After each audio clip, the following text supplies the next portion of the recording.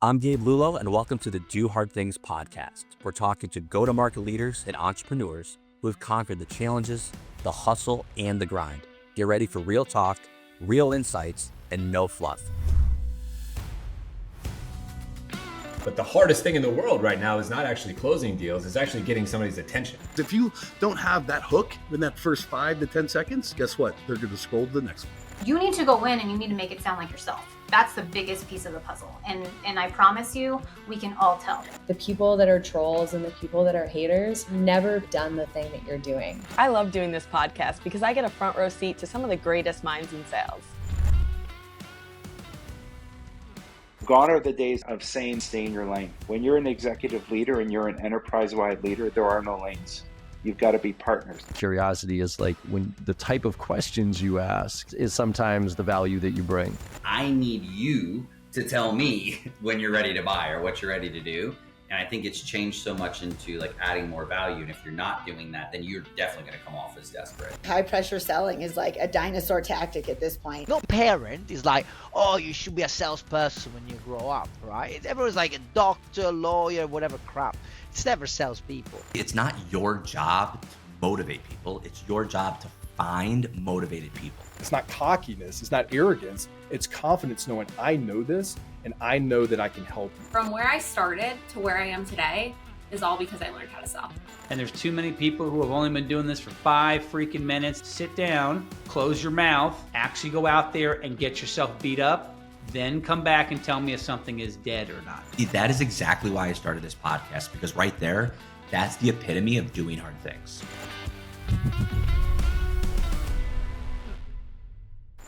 Welcome back, everybody, to the Do Hard Things podcast. I'm your host, Gabe Lullo, and I am super pumped to be talking to our guest speaker today. First and foremost, just a little bit about Mitchell Tan. He is actually the founder of Condo, and it's an innovative LinkedIn messaging organizer. I actually use it every single day, and we got super excited about it. But it's really designed and streamlined to really enhance the user experience.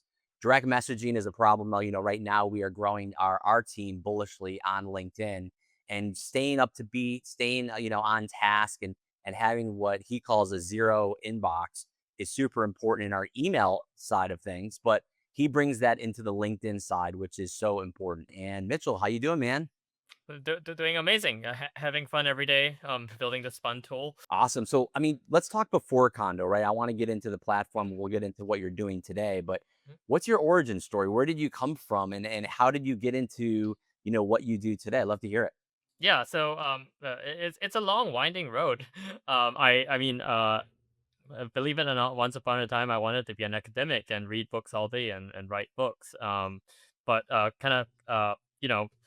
That changed a bit. I got kind of a bit tired of the books, moved back to Singapore where I grew up, wanted to take a break. So got a marketing consulting job where we give advice to big codes on how to do marketing. We'd sell these 25 slide decks for $100,000 and they just use it to rubber stamp some campaign they already had in mind. So I did that job, but it was kind of fun as a first job, travel the world, meet some execs at Google, I kind of settled into that rhythm. Thought I'd go back to school, but then COVID hit. So yeah, I think COVID did change the trajectory of my life a bit. Moved to California for my wife, and was like, okay, what am I going to do next? Can't keep my consulting job. My clients are in Asia. What do I do next? And so that's how I kind of stumbled my way into the startup scene. Joined a enterprise SaaS company as a early stage kind of go-to-market generalist. Built out, first go-to-market motion, closed our first enterprise deals, right? First couple $100K in ARR. So that's enjoyed it a lot. I think above all, it was a huge kind of transition from serving big codes to serving, innovative, fast-moving startups where there's no bullshit, no bureaucracy. If people aren't pulling their weight on the team, they just go away, right? The results speak for themselves. There is no there's very little room for politics at a 10-person startup, right? You're either on board and driving the ship or you're not, right? So I think that's how I kind of got into it and really enjoying the energy of the environment. I grew up in Singapore. It was like very kind of like everyone needs to get a government scholarship, go to Oxford and Cambridge, and like this was such a big change for me. Wow. So yeah, and then I guess I went deeper down the deep end by then now starting my own thing, right? I think of like going from, like a VC back code to bootstrap code is even more cutting out the bullshit. Is like you can't hide behind a valuation. Sorry, there isn't $3 million in the bank. In a seed round, you either make money or you don't, right? You don't make money, you die. And you need to be profitable straight out the bat. You kind of like spend your way into growth, right? So yeah, I think I guess my journey has got me in smaller and smaller companies until the company is just like me and one other guy right now. Um, yeah. That's awesome. Okay, well, what a journey. But Mhm. now you're here, right? You're starting this business, you're having momentum. What led you to come up with this idea? Like why Yeah. Convo? Why LinkedIn DMs? Like Yeah. where did that come from? So as I mentioned, you used to sell enterprise software, right? We'd be prospecting these VPs of sales, VPs of marketing, VPs of RevOps, and we'd hit them up on LinkedIn. We'd send like start 10, 20, 30 conversations a day. And guess what? It kind of worked. So some people replied. Some people were like, okay, let's chat. Or they had some questions. And, a lot of them replied. But then sometimes we took like days to get back to them. And they'd be like, dude, you asked for my time. My time's important. Like, why on earth are you taking so long to get back to me? And the reality is that we just couldn't handle it. Like this tiny inbox in the side of your LinkedIn screen has all these messages, and it's just so hard to keep track of them, right? And something broke, and we were like, hey, we need like stay on top of this. We need like SLAs, like you need to follow up with these people. And so we did a big Notion table. We put everyone on a Notion table every single day. You check every single row of that table, update a date, and be like, is this guy due for follow up? Has this guy replied?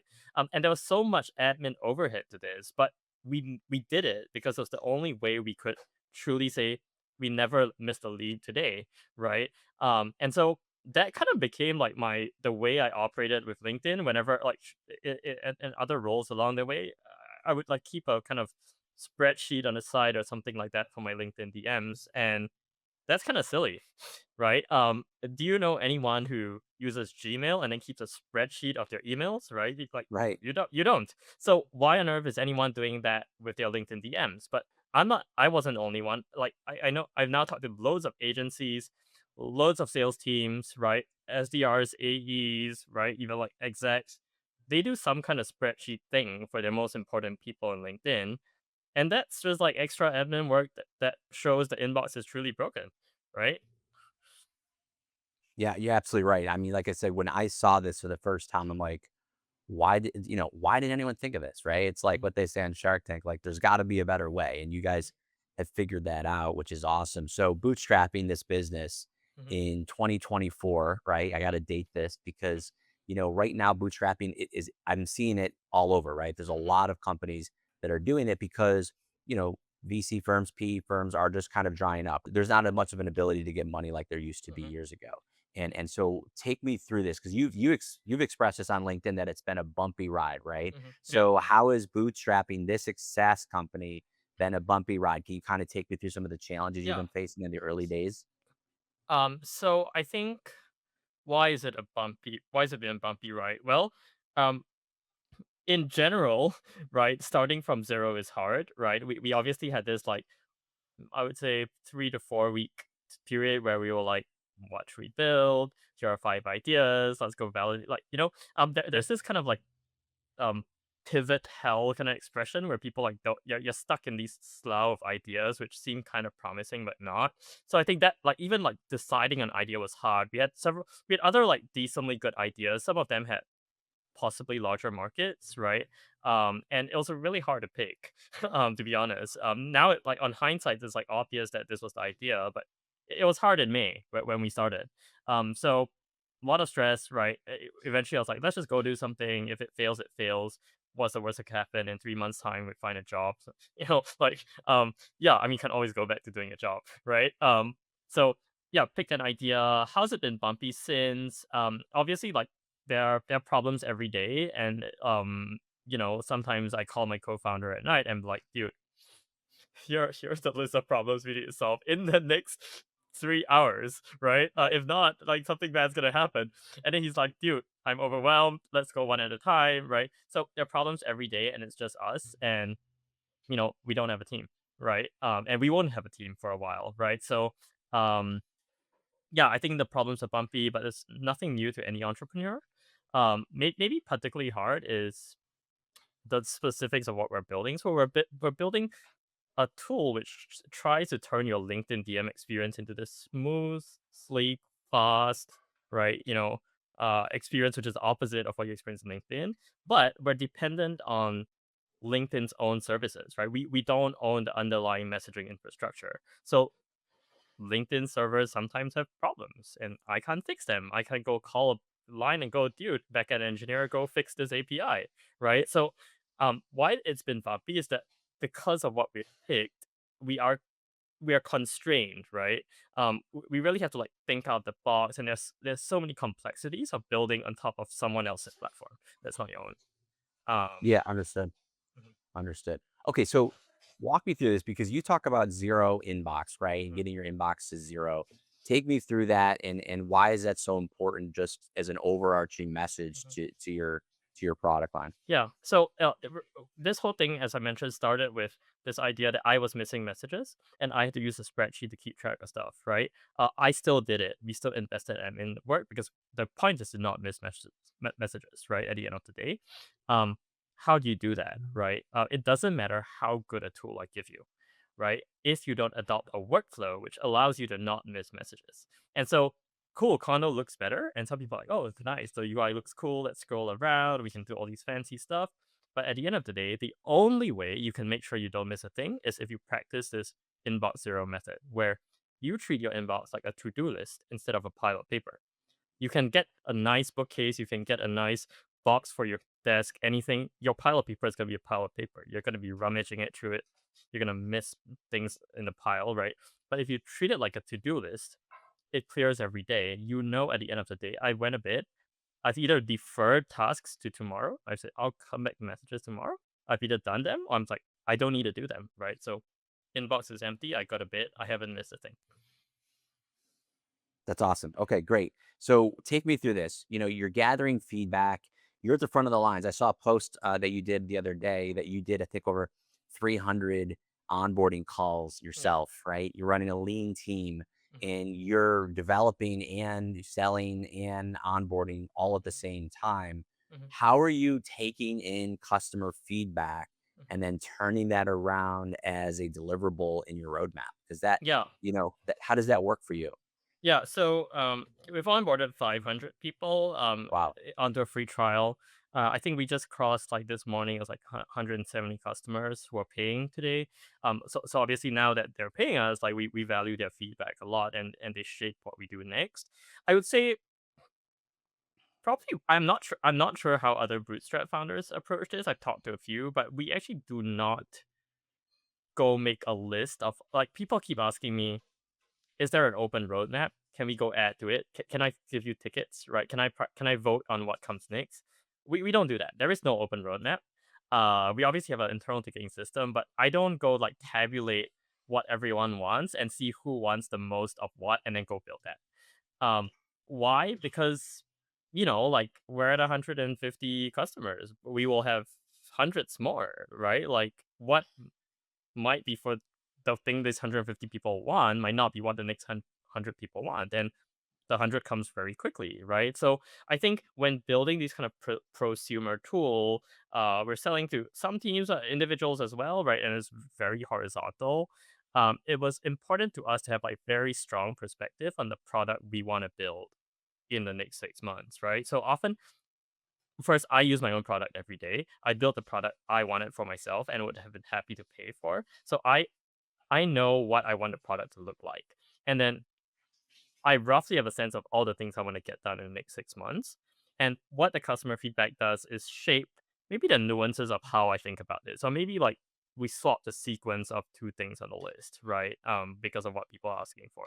But I would say most product development for condo now is kind of our vision driven, rather than customers want this.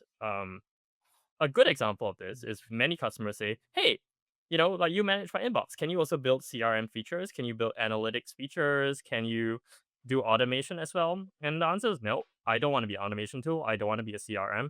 I don't want to be all these things. I just want to be the best inbox on earth, right, for your LinkedIn DMs, and we're gonna build towards that vision, right? And we're not afraid to say no. Sorry, we're not doing that.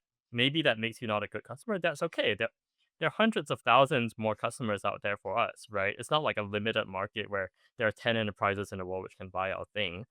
So we're really like building, we think that there's a niche for the vision of product we have, and we're building towards that.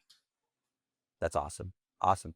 So obviously this is a platform for LinkedIn, but let's talk about being on LinkedIn, right? So walk me through like community, marketing, engagement. I see you all over LinkedIn. I see you in the comments. That in itself is a very big time commitment, and most don't realize that until they start doing it like I have. What strategies have you found most effective in promoting Condo on a LinkedIn audience? Yeah, so I actually don't do LinkedIn content for top of funnel.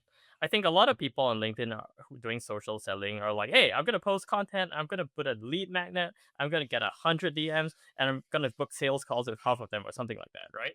Right. I don't do that. I don't sell condo like that, right? People just show off, they sign up, we set them up.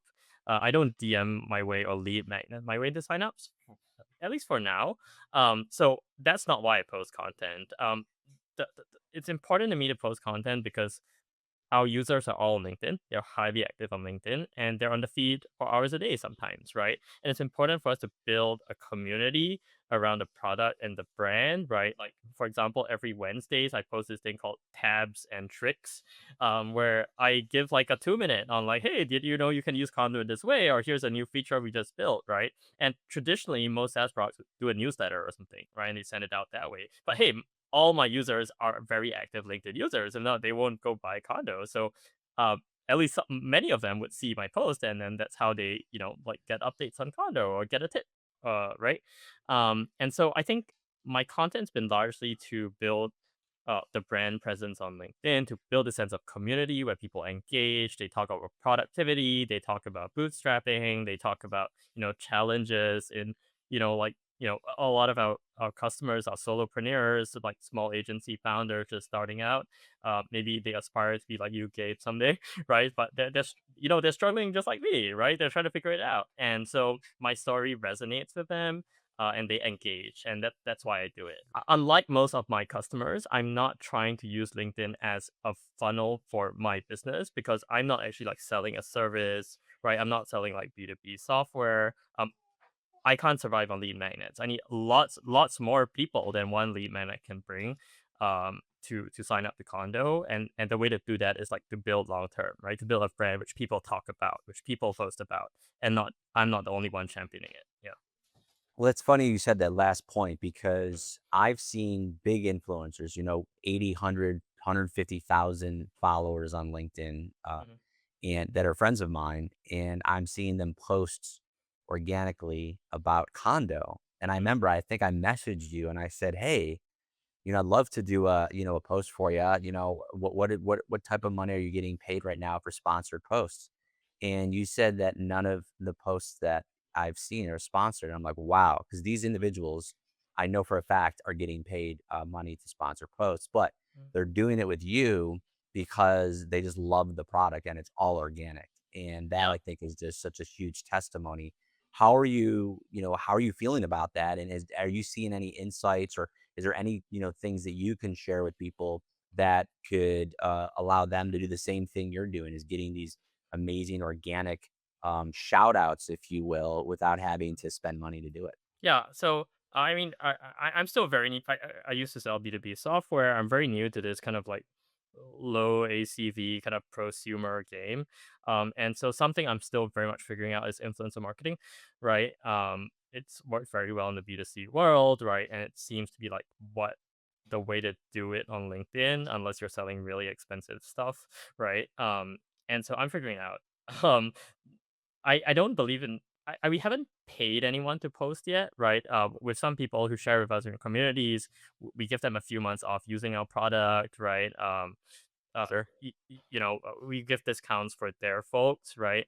But really, I have this like idea of skin in a game. Like I feel like if you think something's valuable enough that you're gonna promote it, like why wouldn't you pay for like unless you're really struggling, like what is $20 a month? What is $50 a month? So um interestingly, the people who've driven the most kind of referral signups are the people who I haven't given anything to. I haven't like some of these people who run like programs of hundreds of people that they're coaching on how to social sell, right? I've offered them. I'm like, use this referral code and I'll send you some money, and they just ignore me and they just send me people anyway because they're like, dude, if I didn't believe in this tool, I'm not gonna promote it. It doesn't matter how much money you pay me. Like, why would I sully my brand for your random tool and your cheap affiliate revenue? Who cares, right? Right. I'm promoting this anyway because I believe it's like gonna be useful for my community, right? And so I think that's been a line I try to like toe, right? I don't like paying for impressions if people don't actually believe in a tool enough to want to buy it, right? And Right. cool, if we partner, then we're friends, and then we'll buy them dinner or give them something up.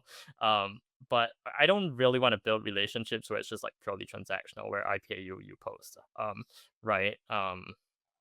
Yeah. So, but back to your question on like how I got this stuff. Well, I didn't know how to do it. I just, I think what's been working really well for us is I meet every single one of our customers one on one. So we have 30-minute call. We set everyone up. We talk a bit about like how you run your business, what problems you have, right? So that's been, I think, really important, right? It's different when you meet the founder of a tool and then you use it, then you just sign up on some website and figure out yourself. So maybe that's helped. I think we're building in like a psychologically very, very exciting space because people have this big pain point and then they're like, oh my god, like finally someone solved it, right? So it's like naturally something you talk about, right? And it's not like it's not a complex problem or solution to explain. It's like, you all know LinkedIn DMs are bad, right? Try this thing, right? Like it's very easily shareable, so maybe that has helped. But yeah, I don't know why it's worked. I just know it has, and so I just keep doing what I've been doing, I guess.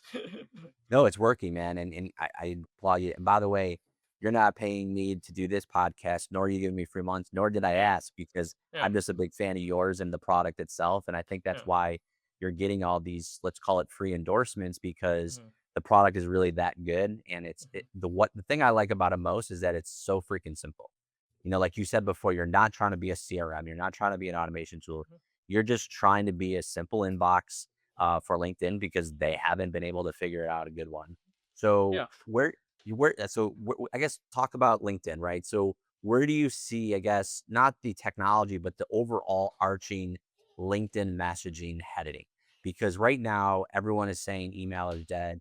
I'm on that train too. It's harder than ever before from a sales perspective. And again, you've sold B2B, so you know this well, and you're selling your own product. Like email is very, very difficult. Cold calling is effective, but connection rates are still down. We do a lot of it, millions of course, of calls a year as a company, but still that's a challenging. We're seeing LinkedIn as being a great way to build relationships. Mhm. But I mean, I don't know about you, man, but I'm getting pitch slapped 20 times a day. Mhm. No one's been able really to figure out or crack the code on how to be authentic in LinkedIn DMs. What's your thoughts on this? Yeah. Well, I think I have two views on this. First view might be slightly kind of like contrarian or controversial, right? So Good. I Let's actually get I, into it. I actually think it's fine that people pitch slap me. Like at the end of the day, we're LinkedIn to freaking make money, right? Like Yeah. if it, like if you have like if I gave you $30 million today in cash and you can do whatever you want, you probably won't be hustling on LinkedIn. I mean, you might still be there, right? Your friends might still be there, but you're not gonna be like hustling every day, DMs. You wouldn't Right. like look. Elon Musk doesn't have like a LinkedIn account, and like probably Satya Nadella doesn't know what his LinkedIn account does, right? Like let's just Right. we're there because we're here to build a business, and LinkedIn's a great place for business, right? So it's okay that you're selling something. The only problem is your thing something I need, right? Look, rewind back the clock before I was building this thing. I was like, here is a credit card. If anyone can build something that will do freaking this for LinkedIn DMs, I'll pay you. But yes, just tell me what you want. I'll just pay you. So go pitch slap me this thing, right? And then, well, no one was pitch slapping me the thing I needed. People were pitch slapping all sorts of random shit I don't need, like help to build my software. Or like, there's this guy who say, "Do you need like a data scientist?" I'm like, "Do I look like I need a data scientist?" Like, people, yeah, people doing all sorts of random stuff. So I think it comes down to it's okay to pitch slap if your slap is relevant, right? And there's too little relevance in what people are selling, and that's because and why? Because people aren't investing time in understanding what the people that they want to buy their stuff want, right? So there is no easy way out. This is why spray and pray doesn't work. Not because you have to go personalize your messages and say, "I know your dog's a Dalmatian. Please buy my software," right? Right. It's because you haven't really understood like what your buyers really want, right? And so I think that that's okay to pitch that, but you should ignore most of it because it's not relevant. And the crisis is sellers aren't selling things that people want, right? Not that they're selling. Like, there's no problem. Like, I have no problem. Like, if someone cold called me and sold me something relevant, I do it. But people cold call me and sell me random shit I don't want, right? So that's why I keep hanging up. So I think your points about authenticity. So I think the starting point of authenticity is you have to understand like who people are and what they want, and I have to understand who you are and what you stand for, right? So without building some kind of relationship, without showing me that you understand me, without me showing you that I understand you or I'm interested in understanding you, um, you can't make a sale. You can't get a job. You can't close a deal, right? And I think a lot of that is missing. And so, for example, there are a lot of tools which do like AI comments, right? Um, let's say they get very good, right? And let's say they get very good at commenting and sounding more like human than a robot. That's okay. But the problem with that is that when I comment on someone's post, I am spending a split second understanding them a bit more, right? Like I understand like what they're putting out there, understanding what they're thinking about, as in how they're thinking about growing their business.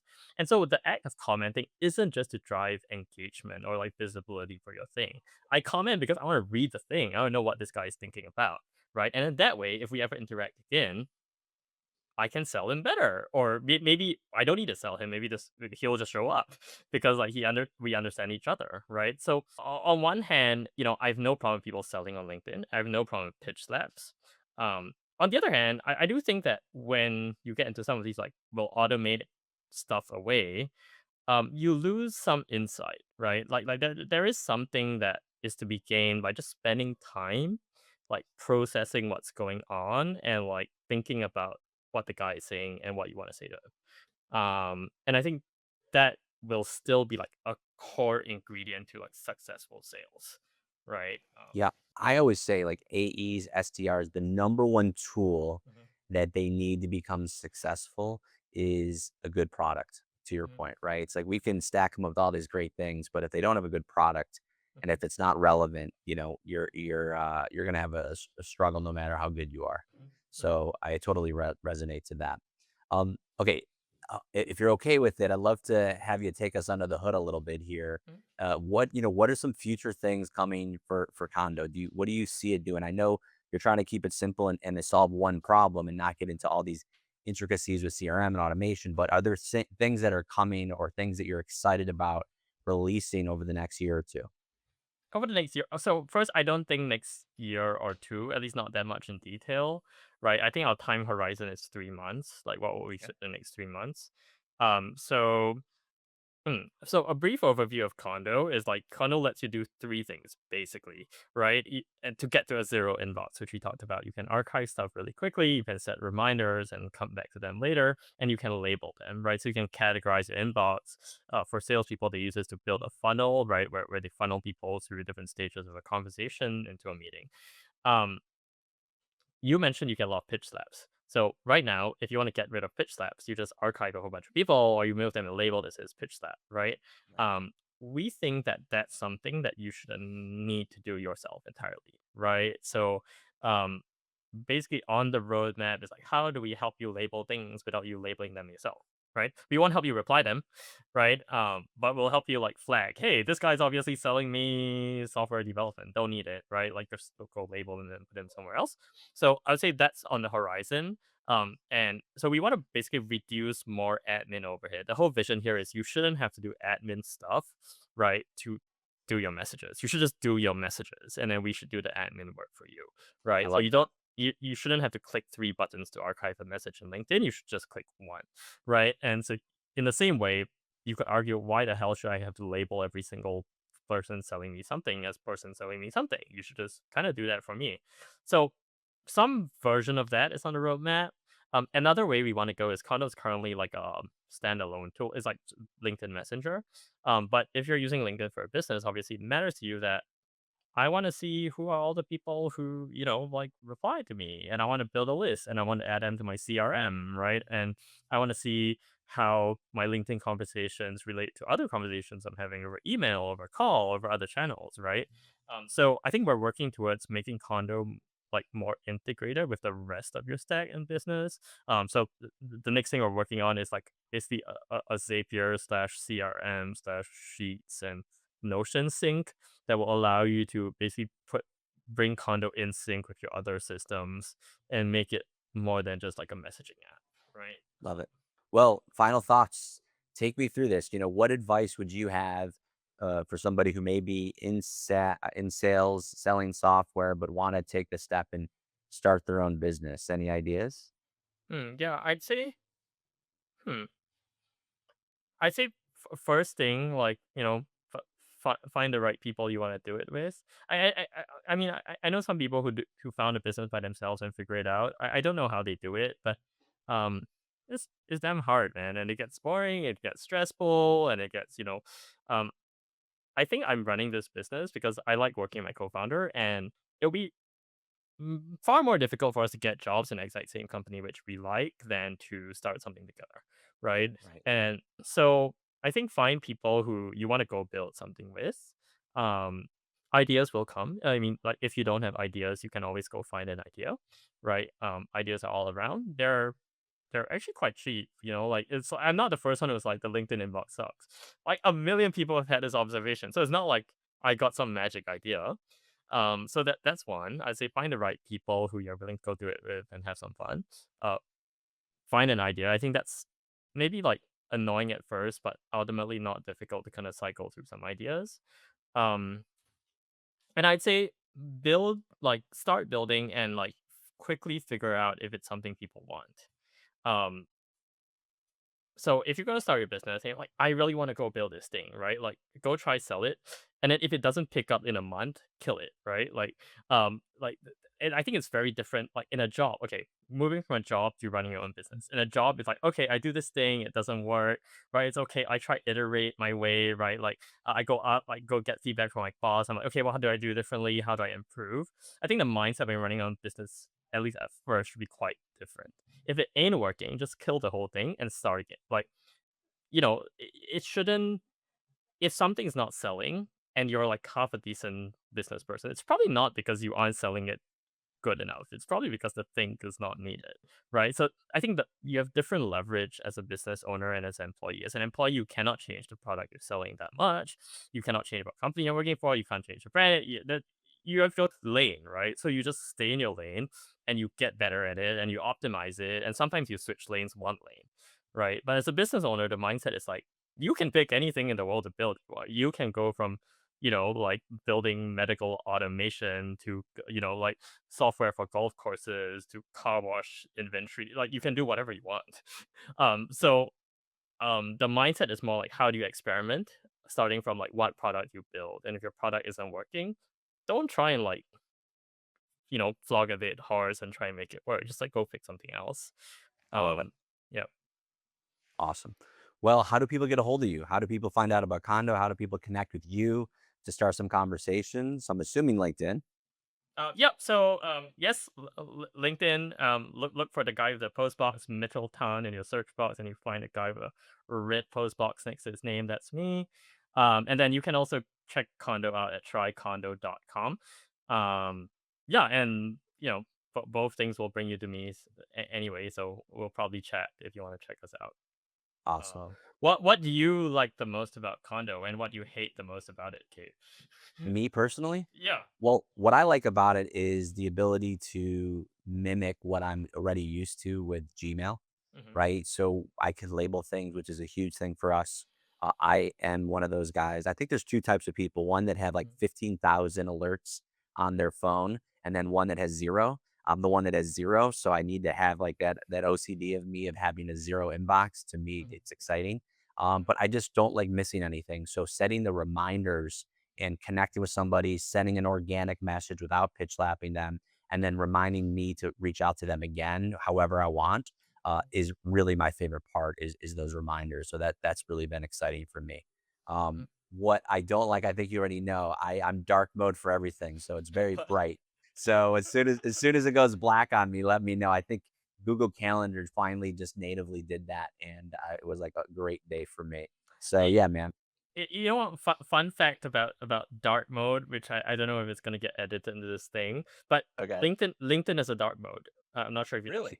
Yeah, you can go to settings and turn on LinkedIn dark mode, and everything will go black and blah blah blah. Right? So, Yeah. audience, go try that. By the way, free tip: LinkedIn has a dark mode. But if you go do that, you'll realize why I don't want to do dark mode so quickly, because all LinkedIn does is it makes everything white black and everything black white, right? Easy. Um, but it doesn't look very nice, like it's kind of ugly. And so dark mode is not just black mode, okay? There's some finesse in building good dark mode, and that's why, and it takes time, and we want to build like good dark mode. We don't just like invert the colors, right? And No, I that's agree. what I'd rather it be done right than be done just so you like again, the antithesis of everything doesn't always look good as well, to your point. But yeah, but go try LinkedIn dark mode and tell me, let me know if you agree. It's bad. It looks of bad. course they mess it up. They can't even get their inbox right, right? Sure. Awesome. Well, Mitchell, thanks so much for your time, man. We appreciate you. Congratulations on the success, and we can't wait to see where a condo ends up just in the next 3 months, 6 months, and a year. It's going to be awesome to witness. Thanks for having me.